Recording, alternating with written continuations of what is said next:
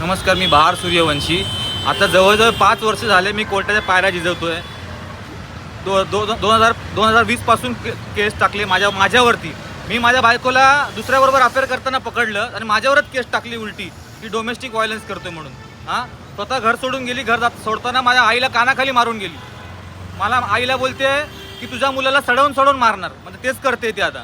आणि तिने लग्न केलं 2019 मध्ये लग्न केलं तिने आणि इथे बाजूला राहते सर्वोदय अपार्टमेंटमध्ये. आज लोक अदालतची डेट होती तेव्हा आली नाही. आज सॉर्ट आउट करणार होते. आज सगळं मिटवणार होते जज, तर आज आलीच नाही. म्हणजे आता मी काय करणार, मी काय करू आता. पहिले बोलायची 10 लाखामध्ये मांडवली करूया, 10 लाखात तुला द्यायला रेडी झालो मी कसं करून. नंतर बोलते काय 10 लाख म्हणजे तिला कळलं माझ्याकडे 10 लाख आहेत. मग बोलते काय नाही 10 लाखात काय होतं, नाही 15 लाख. जेव्हा मेन करायला आलो मीटिंग तेव्हा बोलते 15 लाख घेऊन बसली. 15 लाख पाहिजे म्हणून.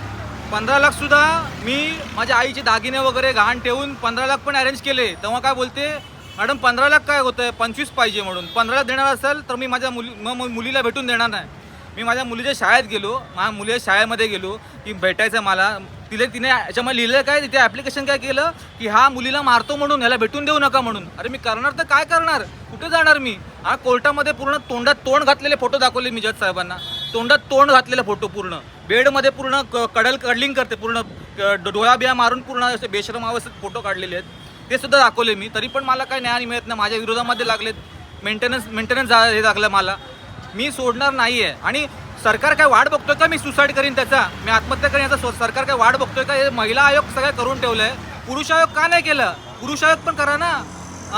आता आम्ही जाणार कुठे, मी काय करू सांगा मला. मी काय करू. मी हार मानणार नाही आहे. मी नाही हार मानणार. मी लढणार शेवटपर्यंत. कारण मी माझ्या आईसाठी लढीन. कारण मी आत्महत्या करणार नाही आहे.